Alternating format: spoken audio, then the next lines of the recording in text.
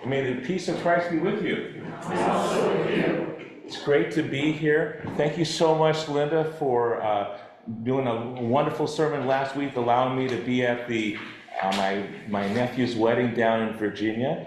And I'm glad to be back here today. Today is a wonderful, great warm message that Emily read to us from John, that they all may be one. They all may be one. The national church denomination we belong to, United Church of Christ, that's the motto. It's on the front of your bulletins, that all may be one. This is a great, warm and fuzzy and easy message to embrace. Jesus says, I'm not only praying for my disciples now, but also for future believers, that they may all be one. Doesn't that sound so easy? Warm and fuzzy inside. Let's singing Kumbaya by the campfire. Doesn't that sound great? But what is the context? Who decides what unity and agreement and peace really look like? Unity and peace. Answer me this. How many Christians does it take to change a light bulb? Well, we'll start with 8. 1 to call the electrician, and 7 to say how much I like the old one better. But it goes on. Unity and peace. How many Christians does it take to change a light bulb? It could be 8. It could be 15. 1 to change the bulb, and 3 committees to approve the change, and then decide who brings the coffee cake. Unity and peace. The zoo has an interesting new attraction. A lion and a sheep lying peacefully together in an exhibit at the zoo. And the zookeeper was asked, do they ever fight? He said, rarely. But what happens when they do fight? He says, we get another sheep. Let's all be one. Sounds really wonderful, doesn't it? So peaceful, so peaceful. But who decides what that peace looks like? The lion? On the lion's terms? In the 1970s, the United States and the Soviet Union were in the middle of the Cold War, spies everywhere, people stealing stuff, and they decided at that time to diffuse tensions to do a joint project in space. It was called Mir.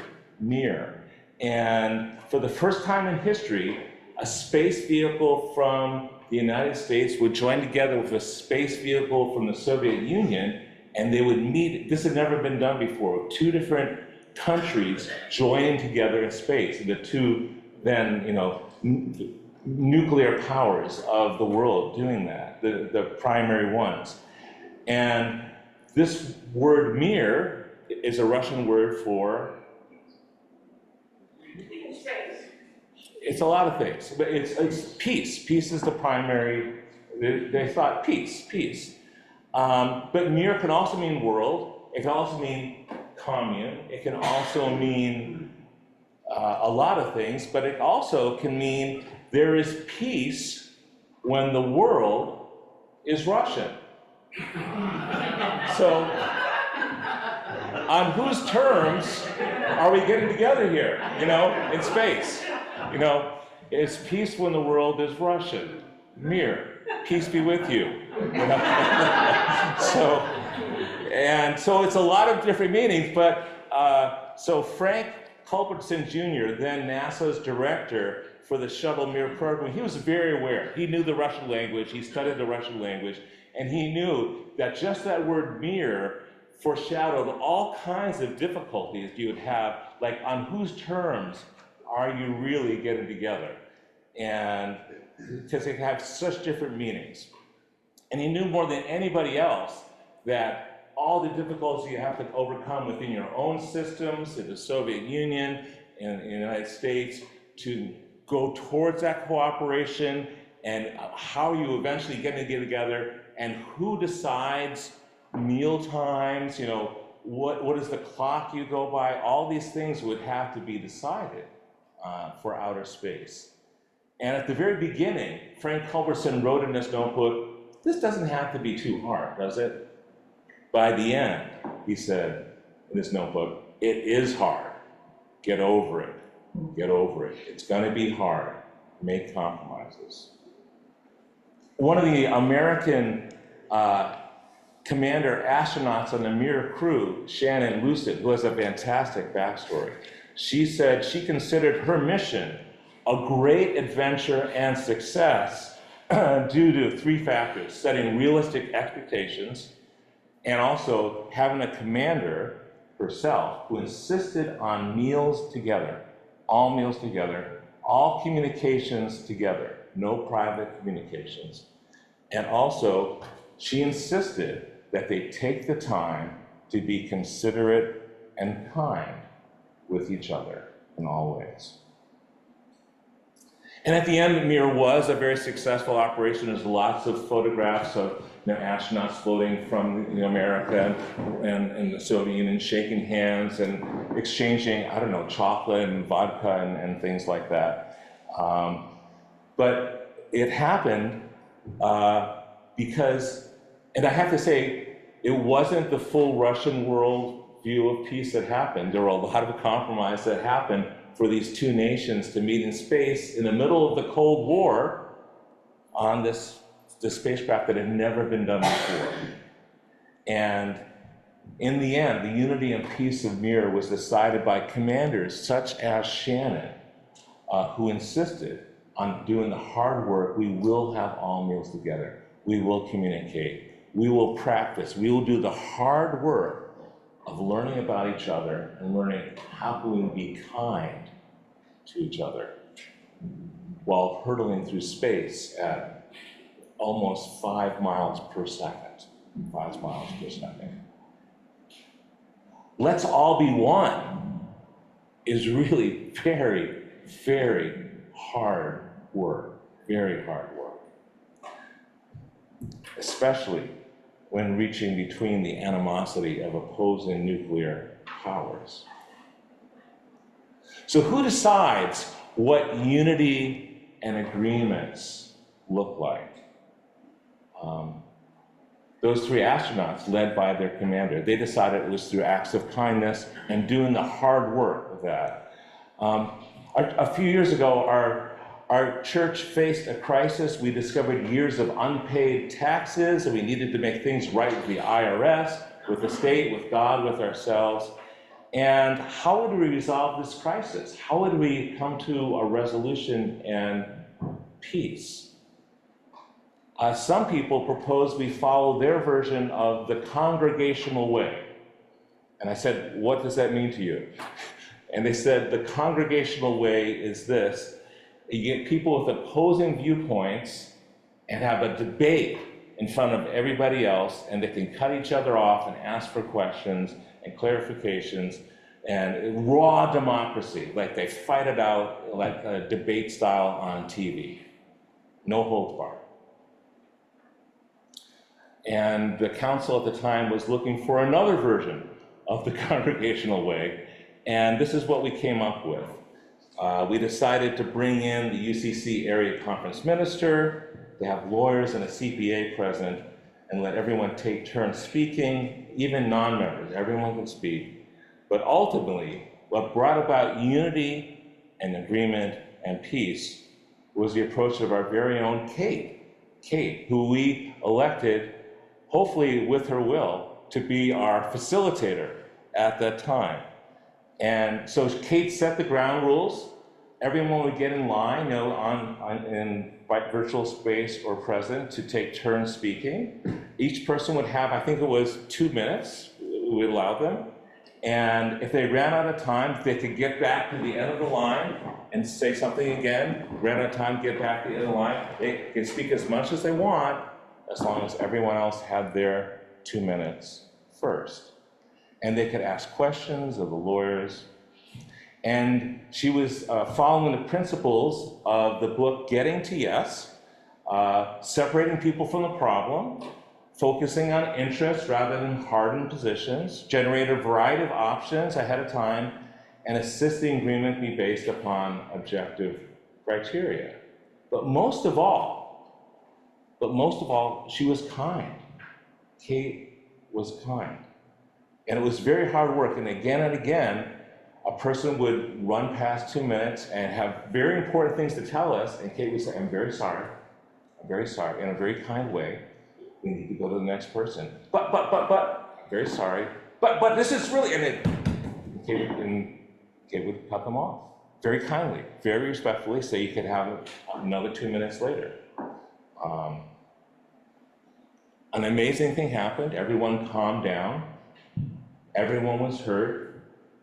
Everyone could learn together what the law actually said, what our paths could be forward. Everyone learned, and it came together in agreement upon a very fair way that we could go forward. So what decides unity and agreement and peace? In that instance, it was our congregation listening, doing the hard work, led by people such as Kate, with kindness and fairness.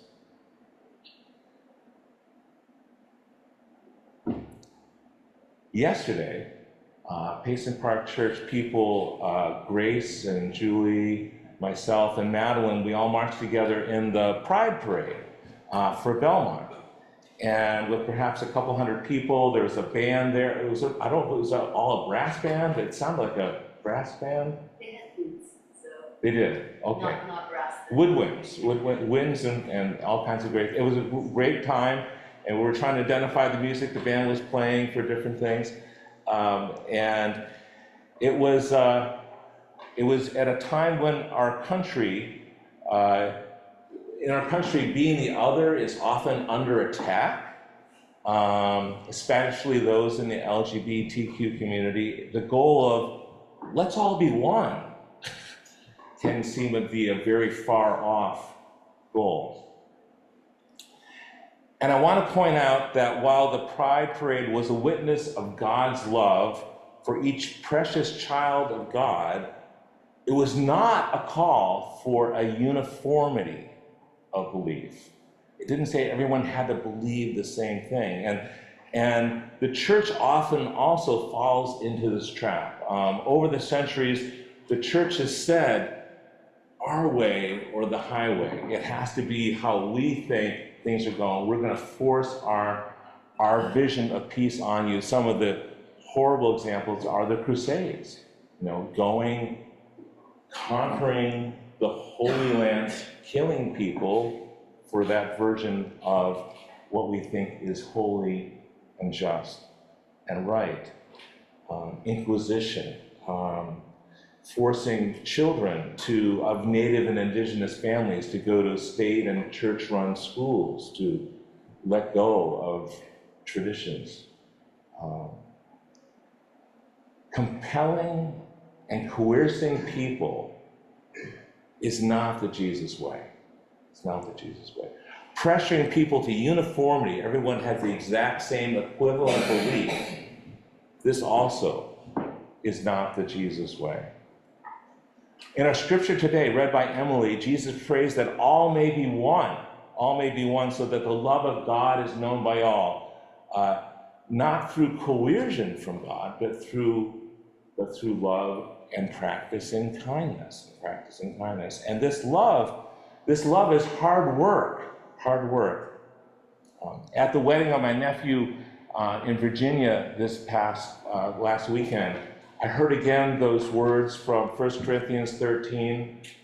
We could probably say, love is patient, love is kind, love is not boastful or rude. And I love this, love does not insist on its own way.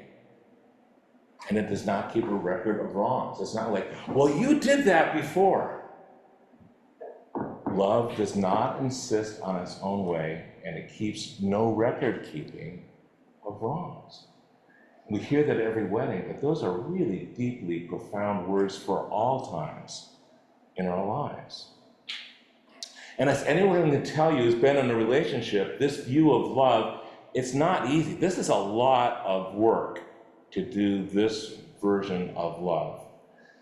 It's the work of kindness, the hard work of allowing the other's voice to be fully heard, even though you know they're wrong, but to allow it to be heard. And it's hard work of give and take, of forgiveness, of letting go, keeping no record of wrongdoing, and not insisting that your way is the only way, my way or the highway. I've asked Leah to play a brief sample of the music of Bach. Bach often writes polyphony, and the writer David Bentley Hart, in his book, The Beauty of Infinite, The Aesthetics of Christian Truth, David encourages us to hear the voice of God through polyphony. In polyphony, 2 or 3 or sometimes more voices are heard and played together, and one voice is not the main melody that dominates the other one, but these voices together is far more than just each voice alone. So thank you so much, Leah, for playing us this thing.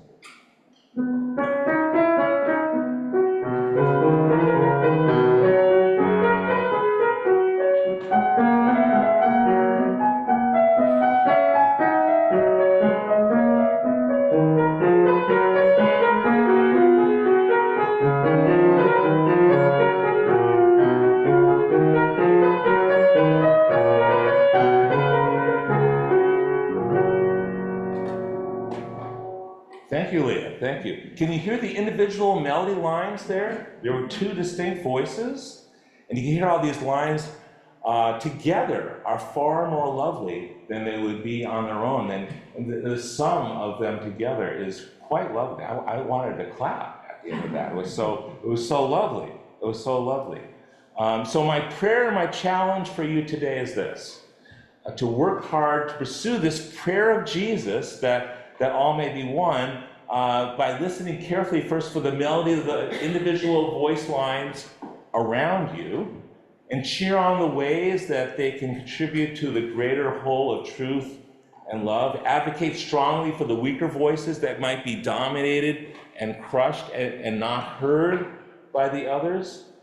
And listen, work hard, play joyfully with the voices around you.